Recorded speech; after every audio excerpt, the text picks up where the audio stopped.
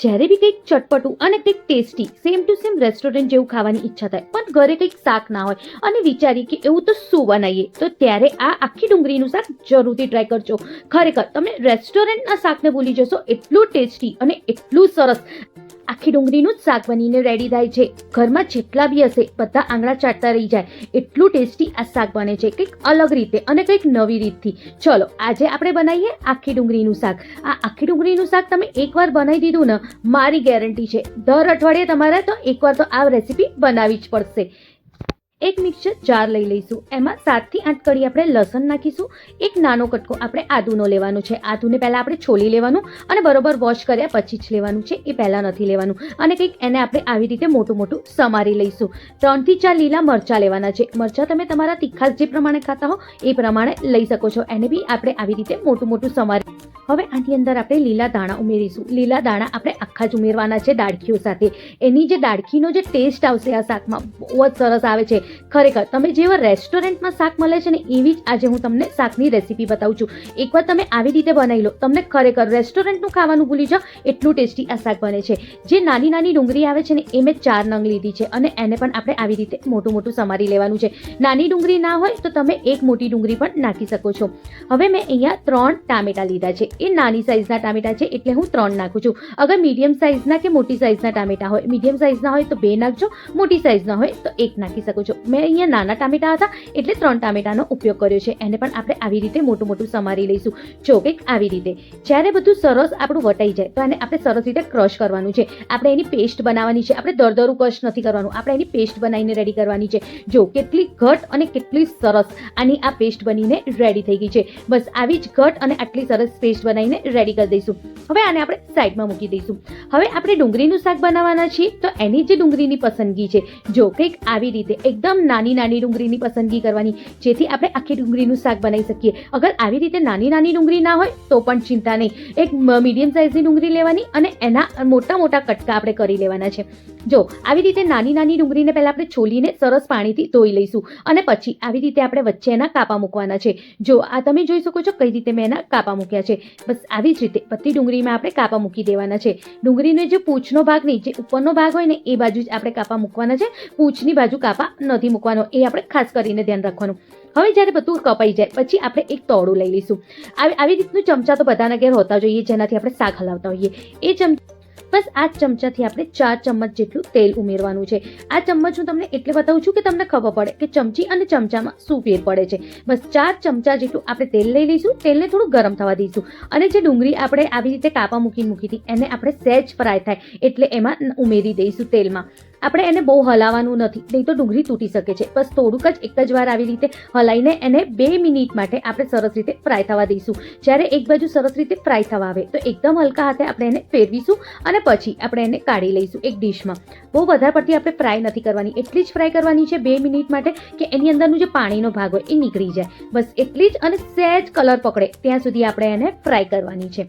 જો કંઈક આવી રીતે ફ્રાય કરીને આપણે એને કાઢી લઈશું. હવે એ જ તેલમાં આપણે 1/4 ચમચી જેટલું હિંગ ઉમેરીશું, અડધી ચમચી જેટલું જીરું ઉમેરીશું.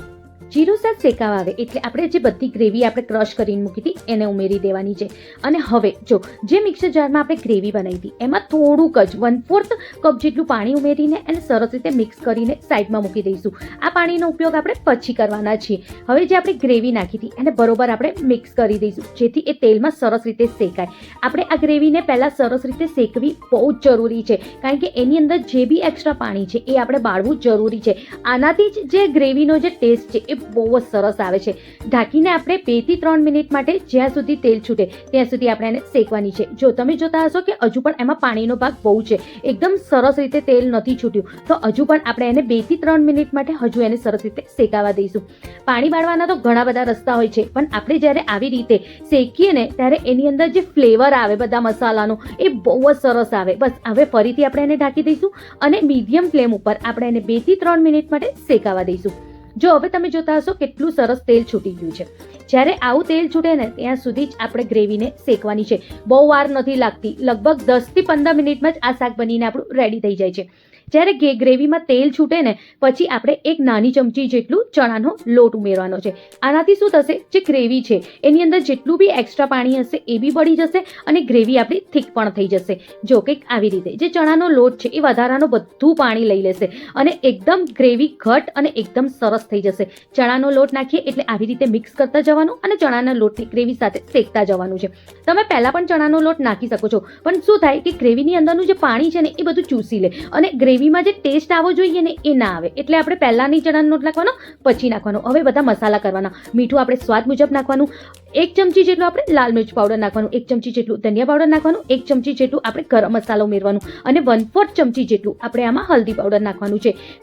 તીખાશ તમે તમારા ટેસ્ટની અનુસાર કરી શકો છો. તમે ટેસ્ટ કરી લેજો. કંઈક તમને વધઘટ લાગતું હોય તો તમે એમાં મસાલા કરી શકો છો. બસ હવે મસાલાને પણ આપણે બરોબર એકદમ મીડિયમ આંચ ઉપર બરોબર શેકવાનું. જ્યારે શેકાઈ જાય મસાલા પછી જે આપણે મિક્સર જારમાં પાણી ઉમેરીને મૂક્યું હતું એ પાણી નાખી દેવાનું. જો કંઈક આવી રીતે બસ આટલું જ. અને થોડુંક વધારે અગર તમને ગ્રેવી ઘટ લાગતી હોય તો તમે થોડું વધારે પાણી પણ આમાં ઉમેરી શકો છો. પણ પહેલાં આપણે આટલું જ પાણી ઉમેરવાનું, પછી જરૂર લાગે તો આપણે બીજું પાણી પણ ઉમેરી શકીએ છીએ. પણ બીજું પાણી જ્યારે આપણે ઉમેરીએ ત્યારે ગરમ પાણી ઉમેરવાનું, ક્યારે બી નોર્મલ ટેમ્પરેચરવાળું પાણી નથી ઉમેરવાનું. હવે આ બધાને સરસ રીતે મિક્સ કરી દેવાનું અને જે ડુંગળીને પણ આપણે શેકીને મૂકી હતી એ ડુંગળીને પણ હવે બધા ગ્રેવીની સાથે મિક્સ કરી દેવાનું છે અને એને સરસ રીતે આપણે ચડવા દઈશું. જે આપણા કાંદા છે એ સરસ રીતે ચડી જાય ત્યાં સુધી આપણે એકદમ મીડિયમ ફ્લેમ ઉપર એને ઢાંકીને સરસ રીતે આપણે 2 થી 3 મિનિટ સુધી શેકાવા દેવાનું, જ્યાં સુધી એનું સરસ તેલ ના છૂટી જાય. એને શેકાવા દેવું બહુ જ જરૂરી છે અને કાંદા ના ચડે ત્યાં સુધી તો આપણે એને ખાસ કરીને શેકાવા દેવાનું. આપણે વચ્ચે વચ્ચે એને મિક્સ કરતા રહેવાનું જેથી નીચે ચોટે નહીં ગ્રેવી, કારણ કે આપણે ચણાનો લોટ નાખ્યો છે એટલે ગ્રેવી ચોટવાના ચાન્સીસ વધી જાય છે. એટલે આપણે થોડીક વારે એને મિક્સ કરતા રહેવું બહુ જ જરૂરી છે. પણ એકદમ મિક્સ નહીં કરવાનું, એકદમ હલકા હાથે મિક્સ કરવાનું કે આપણા કાંદા જે છે એ તૂટવા ના જોઈએ. બસ આવી જ રીતે. જો આવી રીતે તેલ છૂટે ને ત્યારે આપણે બસ ગેસની ફ્લેમ હવે બંધ કરી દેવાની અને એને ઢાંકીને આપણે 2 મિનિટ માટે રેસ્ટ આપવાનું. 2 મિનિટ પછી જો કંઈક આવી રીતે આપણું શાક બનીને રેડી થઈ જાય પછી જે આપણે ચમચાથી પહેલાં તેલ લીધું તો 1 ચમચા જેટલું તેલ લેવાનું અને એ ચમચામાં આપણે આવી રીતે લીલા મરચાંનો વઘાર કરવાનો. ખાસ કરીને આ લીલા મરચાંનો વઘાર કરજો. એનો જે ટેસ્ટ આવશે ને શાકમાં, ખરેખર બહારના શાકને ટક્કર મારે ને એટલો ટેસ્ટ શાકમાં વધી જાય છે. હવે એની ઉપર થોડું આપણે લીલી કોથમીર ઉમેરી દઈશું અને જો કેટલું સરસ સેમ ટુ સેમ રેસ્ટોરન્ટ જેવું આપણે ઘરે જ જે આખી ડુંગળીનું શાક બનાવીને રેડી કરી શકીએ છીએ. એકવાર તમે આ શાક બનાવજો, ખરેખર ઘરમાં બધા આંગળા ચાટતા ના રહી જાય ને તો મને કહેજો. એટલું ટેસ્ટી અને એટલું સરસ આ શાક બનીને રેડી થાય છે. અને તમે રોટલી, ભાખરી અને રોટલા જોડે તો આ શાક ખાવાની મજા જ કંઈક ઓર છે. આજની રેસીપી થોડી બી ગમી હોય ને તો લાઈક, શેર, કમેન્ટ કરવાનું ના